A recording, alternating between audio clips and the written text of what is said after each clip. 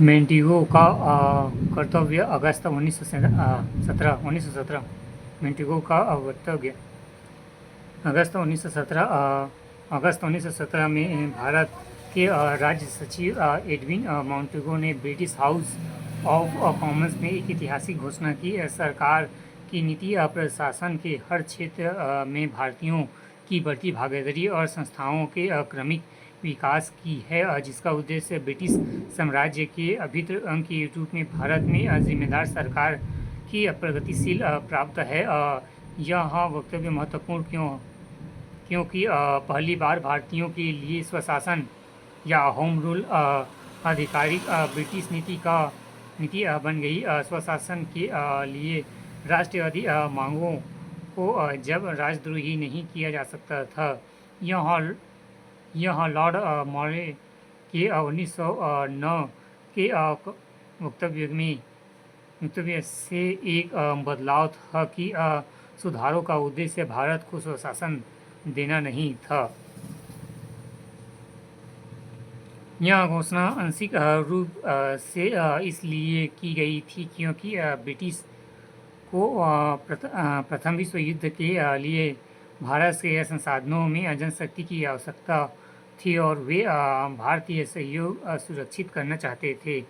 इससे मोंटेगो एवं चेम्सफोर्ड सुधार और भारत सरकार अधिनियम 1919 हुआ।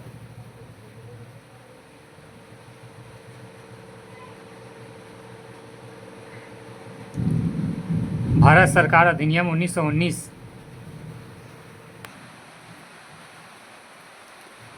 भारत सरकार अधिनियम 1919 पहला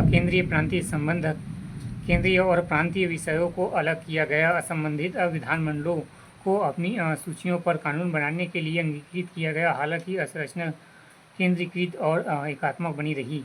दूसरा, द्विसदनीय विधानमंडल केंद्र में एवं उच्च सदन एवं राज्य परिषद और निचले सदन विधानसभा के लिए एक द्विसदनीय विधानमंडल बनाया गया।